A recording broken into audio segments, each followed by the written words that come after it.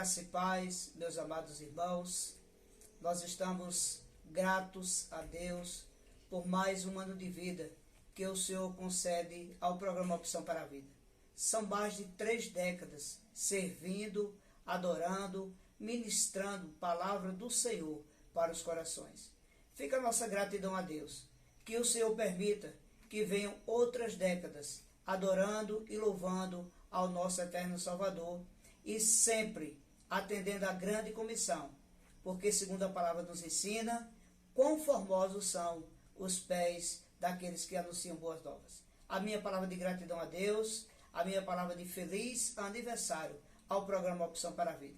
Que Deus continue abençoando o pastor Bosco e a cada um que faz parte dessa equipe maravilhosa. Forte abraço, Deus abençoe a todos.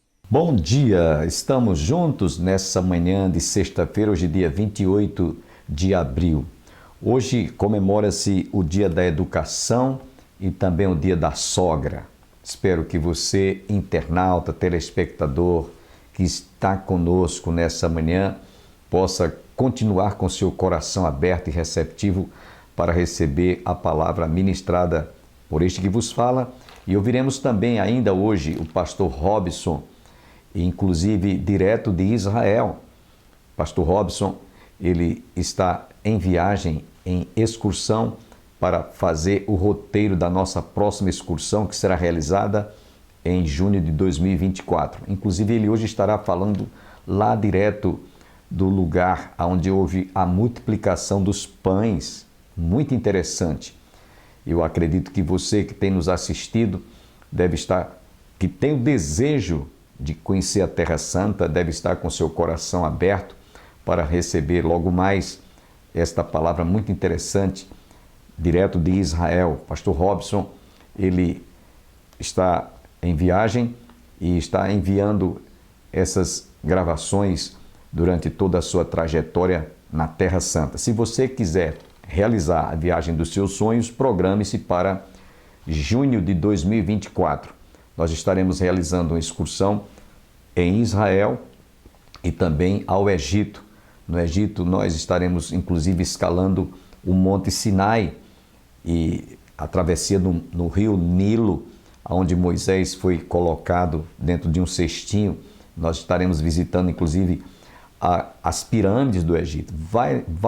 Valerá a pena, vai realmente ser uma viagem dos seus sonhos. Eu já estive lá, pelo menos no Egito, 3 vezes e vale a pena a gente voltar à história do passado e conferir com a Bíblia que a palavra de Deus ela se cumpre literalmente. Portanto, programe-se para junho de 2024. Nesse instante, gostaríamos de fazer uma oração. Nós precisamos de orar muito pelo Brasil. A situação do país não é tão fácil, é uma situação delicada. Cada dia que amanhece nós temos uma novidade, né, que nos entristece como cidadãos, para que Deus nos dê o livramento diante de tantas dificuldades pelas quais essa nação vem atravessando de um certo tempo desses para cá. Portanto, vamos orar nesse instante para que Deus guarde a nossa nação, livre o nosso país e certamente Deus ouvirá a nossa oração como tem nos atendido. Pai, queremos te agradecer por esse dia que tu estás nos concedendo, o privilégio e a oportunidade de ministrarmos mais uma vez esta palavra que venha de encontro às nossas necessidades espirituais e, sobretudo, te pedimos por nossa nação. Abençoa o nosso país. Ó Deus, tem misericórdia da nossa pátria. Livra-nos, ó Deus, do mal e abençoe as famílias. Abençoe também as autoridades constituídas, porque a tua palavra nos diz que não há autoridade que não seja constituída por ti. Tanto aquelas que muitas vezes vêm para corrigir, como também aquelas que vêm para nos abençoar. Portanto, abençoe a nossa pátria. Te pedimos, ó Deus, a tua bênção sobre a tua igreja, que nós possamos desfrutar dessa liberdade, continuarmos ministrando a tua palavra a tempo e a fora de tempo. Portanto, ouve o nosso clamor, ouve a nossa oração, pois te pedimos todas estas bênçãos, agradecidos em nome de Jesus. Amém. Nós estamos em Tabirá, aqui bem pertinho do Primado de Pedro, fica na mesma região. às margens do Mar da Galileia. Aqui acredita-se que foi o local onde Jesus Cristo fez a multiplicação dos pães e dos peixes para 5.000 homens. Então queria ler estes textos junto com os irmãos. Queria pedir a Jorge que lesse o primeiro, a referência e o texto. Lucas 9, versículo 10 até o 17. Ao regressarem, os apóstolos relatam a Jesus tudo o que tinham feito e, levando-os consigo, retirou-se à parte para uma cidade chamada Betsaida. Mas as multidões, ao saberem, seguiram-no. Acolhendo-as, falava-lhes a respeito do reino de Deus e socorria os que tinham necessidade de cura. Mas o dia começava a declinar. Então se aproximaram os 12 e lhes disseram: despede a multidão para que, indo às aldeias, campos circunvizinhos, se hospedem e achem alimento, pois estamos aqui em lugar deserto. Ele, porém, lhes disse: dai-lhe vós mesmos de comer. Responderam eles: não temos mais que 5 pães e 2 peixes, salvo se nós mesmos formos comprar comida para todo este povo. Porque estavam ali cerca de 5.000 homens. Então disse aos seus discípulos: fazei-os sentar-se em grupos de 50. Eles atenderam, acomodando a todos, e tomando os 5 pães e os 2 peixes, erguendo os olhos para o céu, os abençoou. Partiu e deu aos discípulos para que os distribuíssem entre o povo. Todos comeram e se fartaram, e dos pedaços que ainda sobejaram foram recolhidos 12 cestos. E a outra referência? Marcos 6, do 35 ao 44. Em declinando a tarde, vieram os discípulos a Jesus e lhe disseram: é deserto este lugar e já avançada a hora. Despede-os para que, passando pelos campos ao redor e pelas aldeias, comprem para si o que comer. Porém, ele lhes respondeu: dá-lhes vós mesmos de comer. Disseram-lhe: iremos comprar 200 denários de pão para lhes dar de comer? E ele lhes disse: quantos pães tendes? E de ver. E sabendo eles, responderam: 5 pães e 2 peixes. Então Jesus lhes ordenou que todos se assentassem em grupos sobre a relva verde. E o fizeram, repartindo-se em grupos de 100 em 100 e de 50 em 50. Tomando ele os 5 pães e os 2 peixes, erguendo os olhos ao céu, os abençoou. E, partindo os pães, deu-os aos discípulos para que os distribuíssem. E por todos repartiu também os 2 peixes. Todos comeram e se fartaram. E ainda recolheram 12 cestos cheios de pedaços de pão e de peixe. Os que comeram dos pães eram 5.000 homens. Nós temos aqui um dos milagres mais impressionantes de Jesus Cristo no início ali do seu ministério, quando ele faz essa multiplicação para 5.000 homens. Veja, são apenas 5.000 homens citados. A palavra nem fala da quantidade de mulheres ou de crianças ali no lugar. Era um lugar como esse. A gente não pode afirmar com certeza se foi exatamente aqui. Pode ter sido ali ao lado, ali na frente. A gente não sabe. O que a gente sabe é que foi nessa região. Nós temos uma montanha aqui atrás.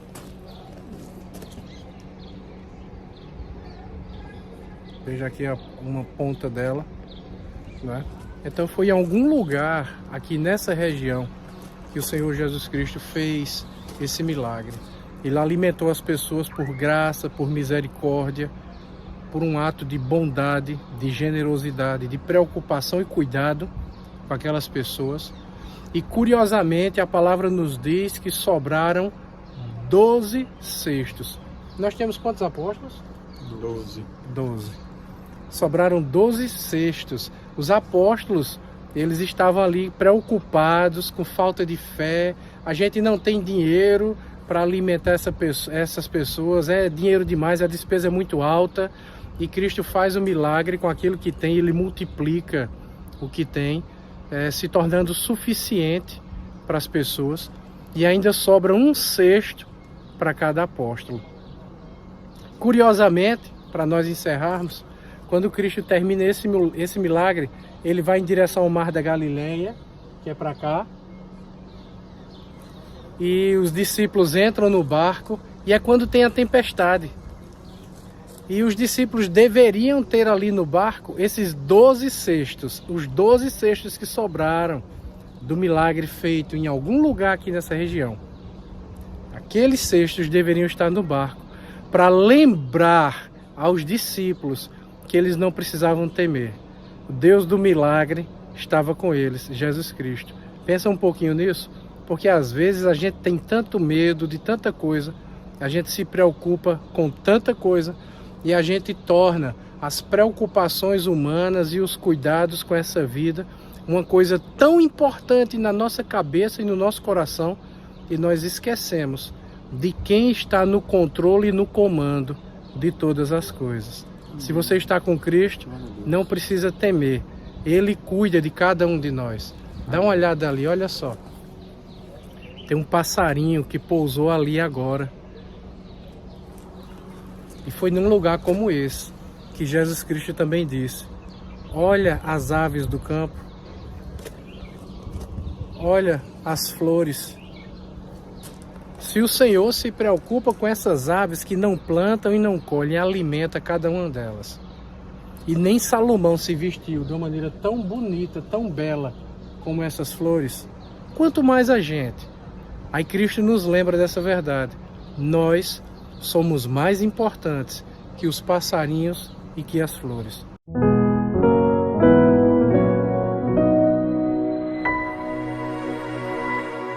Que durante 12 anos que governou, ele foi um exemplo. Exerceu todo o seu mandato com lisura, com transparência, e não aceitou salários, nem outra assistência do povo, sequer impostos. Ele ainda fez isso para ajudar o povo. Que diferença dos nossos governantes, né, irmãos? Que diferença dos nossos governantes. Estamos vendo cada dia, né, ser criados mais e mais impostos para deixar o povo realmente numa situação de muita dificuldade. Mas Neemias disse assim, olha, durante 12 anos eu suspendi, eu não usei de receber os impostos, o dinheiro, né, do povo. No verso 15, estamos caminhando, né, para o fim. Ele diz, mas os primeiros governadores que foram antes de mim oprimiram o povo e lhe tomaram pão e vinho, além de 40 ciclos de prata, até os seus moços dominavam sobre o povo, porém eu assim não fiz, por causa do temor a Deus. Isso aqui é chave. Por que que Neemias não teve esse comportamento, como os demais reis que oprimiram o povo tiveram? Por quê? Porque ele tinha o temor a Deus. A Bíblia diz que o temor a Deus é o princípio de toda a sabedoria. E a gente conhece determinados líderes, conhecemos determinados governantes, autoridades, presidentes, que não têm o menor temor a Deus. Não têm o menor temor a Deus. E é por isso que muitos deles passam a ter um comportamento de explorar, né, e tirar proveito da fraqueza do povo. Observe, irmãos, o governador tinha o direito de cobrar imposto para o seu sustento pessoal. Porém, Neemias, vendo a situação do povo, abriu mão desse direito, porque ele estava mais preocupado com o bem-estar do povo, pois estava vendo que o povo estava vivendo sacrificadamente. A gente sabe, infelizmente, que existem determinados líderes, governantes que fazem isso, lamentavelmente. Então ele conclui afirmando: eu jamais agi assim por temor a Deus. Que lição esse homem nos dá? Irmãos, quando a gente tem um temor a Deus, eu vou dizer aqui algumas situações que podem acontecer comigo e com você. Quando a gente tem o temor a Deus, Você pode ter uma porta aberta e escancarada para você meter a cara na gandaia e no pecado. Mas por causa do temor a Deus, você diz: ai de mim, longe de mim cometer tal coisa. Você pode ter a oportunidade até de lançar a mão no que é alheio, de roubar, de desviar. Você tem a oportunidade até de, quem é casado, pular a cerca, ter outros relacionamentos. Você tem chances, oportunidades que surgem, mas você diz: não, eu não vou entrar nessa, porque eu sei que Deus está me vendo, que Deus vai me repreender. O temor a Deus bloqueia, freia, deixa o homem realmente sem essa libertinagem que surge, na sua vida, para ele pecar. Então ele concluiu afirmando nesse versículo 15, ele diz aqui: mas os primeiros governadores que foram antes de mim oprimiram o povo e lhe tomaram pão e vinho, além de 40 ciclos de prata, até os seus moços dominavam sobre o povo, porém eu assim não fiz, por causa do temor a Deus. Por causa do temor a Deus. Por causa do temor a Deus, o homem não vai explorar, não vai roubar, não vai adulterar, não vai enganar, não vai mentir, faltar com a verdade. No verso 16 ele diz: antes também na obra do muro fiz reparação, e terra nenhuma compramos a todos os meus moços, dominavam sobre o povo, porém eu assim não fiz, por causa do temor de Deus. Pela segunda vez ele usa essa expressão, Diácono Assis, pela segunda vez ele diz aqui: não fiz por causa do temor a Deus. Por duas vezes ele diz isso. Que lição para mim e para você, Então Neemias foi governador para servir o povo e não para obter vantagens ou enriquecer, ou locupletar-se, enriquecer às custas do povo, Não, ele foi e deu um grande exemplo. Ele foi e deu um grande exemplo. Eu sou obrigado a dizer isso que vocês precisam de ouvir. Nós tivemos um presidente mais recente que teve esse tipo de comportamento. Ele teve esse tipo de comportamento.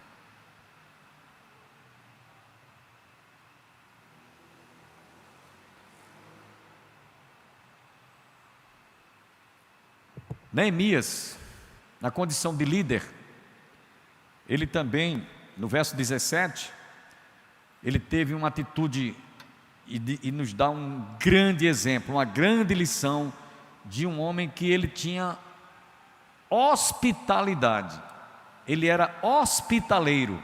No versículo 17 diz: também 150 homens dos judeus e dos magistrados e dos que vinham a nós dentre as gentes que estavam ao nosso redor eram meus hóspedes.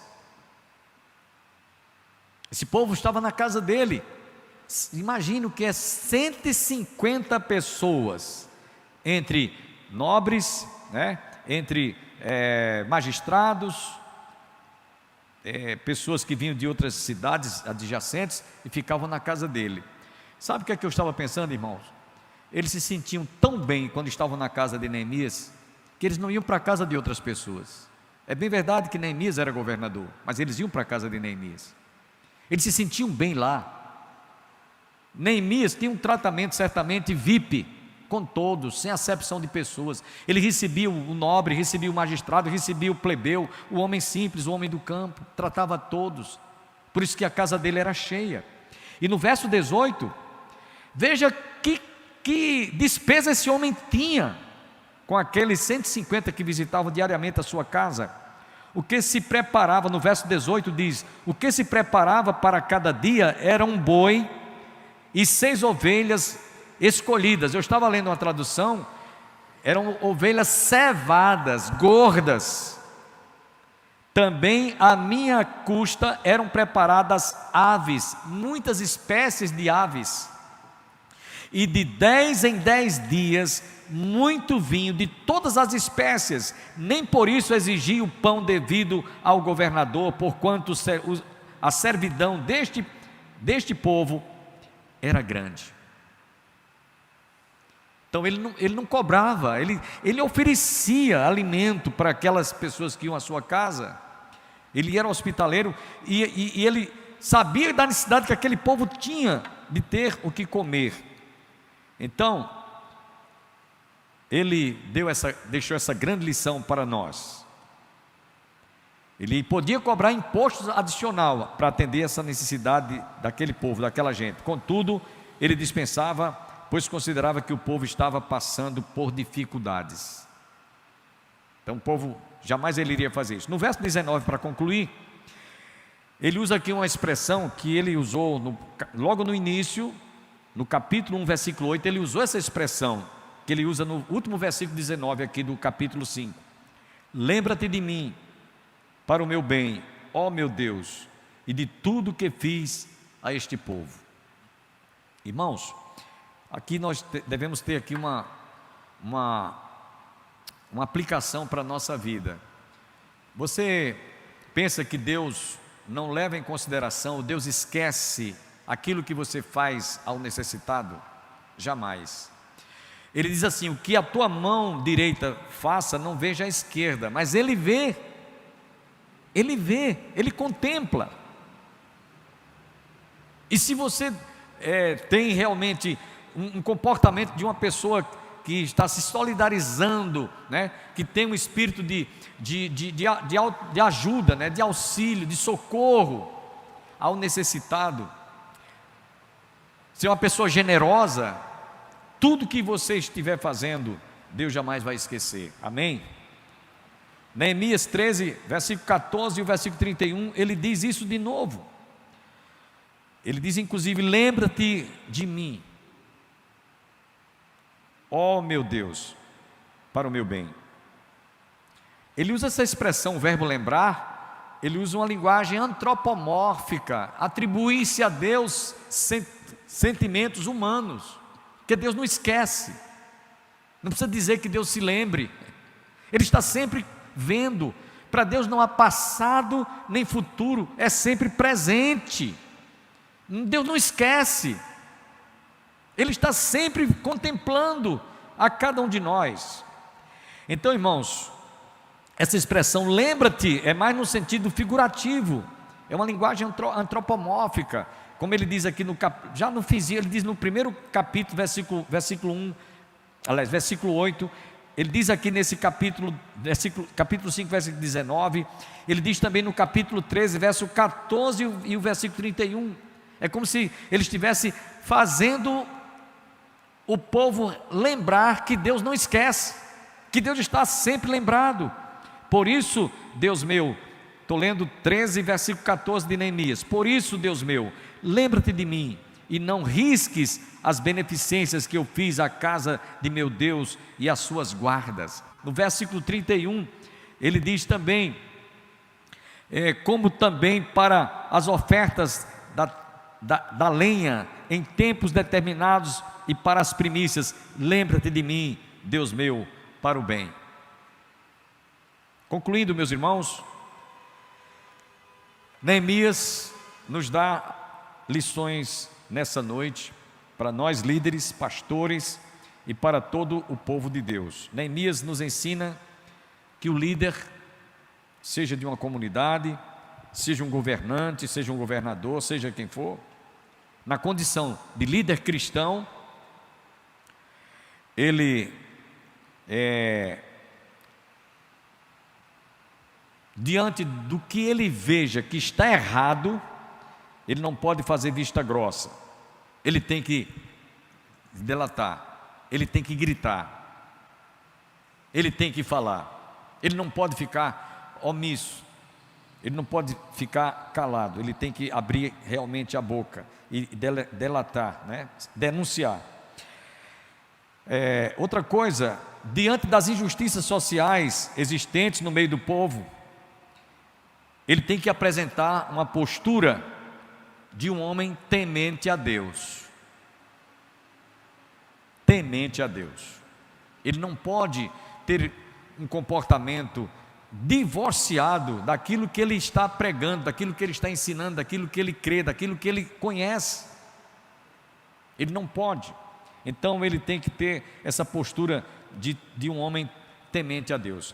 E a maior prova que você pode ter quando um homem, preste atenção, um homem é realmente um homem de Deus, é quando ele dá provas que tem o temor a Deus. Se ele tem o temor a Deus e der provas disso, pode ficar tranquilo que esse homem realmente pode ser respeitado, pode ser ouvido, pode ser acatado, a sua palavra pode ser respeitado. Agora, quando você perceber que o indivíduo não tem nada de temor a Deus, fuja, que não passa muitas vezes de um mercenário, de um explorador, né, que está ali somente para tirar proveito. Então essas 3 lições aqui, devemos sair daqui com essas 3 lições. Diante dos pecados, diante das coisas erradas, demonstremos indignação, irmão Aurizete, indignação. Segunda coisa, né?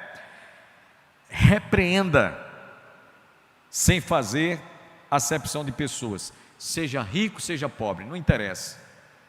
Eu já tive algumas experiências no passado nessa área aqui, pessoas que tinham uma certa condição e achavam que deveria ter um tratamento melhor do que os outros. Diante de algumas decisões que eu tive que tomar como pastor, eu disse: não, meu irmão, você está enganado, não é assim. As coisas de Deus têm que ser tratadas como é para ser tratada. E finalmente, não é? Então repreenda sem fazer acepção de pessoas, seja rico ou seja pobre, seja governador, seja plebeu. E por último,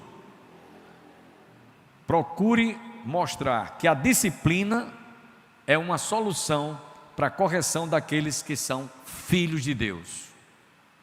Porque Hebreus nos diz: Deus castiga ou repreende aquele a quem ama e aquele a quem ele recebe por filho. Se não estás debaixo de disciplina, logo não sois filho, mas bastardo.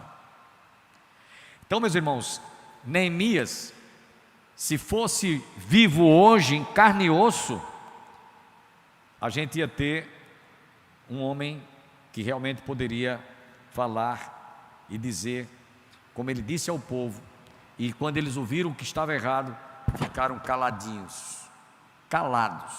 E quando o indivíduo reconhece que está errado realmente, ele não tem o que dizer, não. Baixa a cabeça e reconheça que está errado e se corrige. Então, essa lição do capítulo 5 é para mostrar que o líder, seja pastor, governador, prefeito, presidente, aquele que está investido de autoridade, deve ter um comportamento exemplar, a exemplo de Neemias. Espero em Deus que você tenha sido profundamente abençoado através da palavra que nós ministramos e também a excursão que o pastor Robson está realizando nesses dias. Falou hoje direto lá do lugar onde houve a multiplicação dos pães. Portanto, se você desejar realizar a viagem dos seus sonhos, programe-se para junho de 2024. Eu acredito que será uma viagem inesquecível, Israel e Egito. Estaremos visitando as pirâmides do Egito, travessia no Rio Nilo, onde Moisés foi colocado dentro de um cestinho betumado. Visitaremos, inclusive, escalaremos o Monte Sinai, onde Moisés recebeu os decálogos. Vai ser uma viagem inesquecível. Programe-se para junho de 2024. Brevemente estaremos divulgando a data e os valores também. No momento, o pastor Robson está fazendo todo o roteiro direto de Israel. Estamos chegando ao término de mais um programa, mas eu quero convidá-los para que você, neste domingo, visite a igreja mais próxima da sua residência. Se você quiser visitar a Igreja do Calvário, nós estamos situados ali no início do giradouro da Avenida Brasília. As nossas reuniões de escola dominical têm início às 9 horas da manhã, culto divino às 18 horas. Às terças-feiras nós temos culto de oração e às quintas-feiras estudo bíblico. Você, portanto, está cordialmente convidado com a sua distinta família. Tenham todos um bom dia, que todos fiquem com Deus e até a próxima segunda-feira, se Deus quiser. Muy cansado estou, mas procuro, Senhor, dele é a voz que eu almejo ouvir. Na gloriosa manhã ou à noite a dormir, haverá paz no vale pra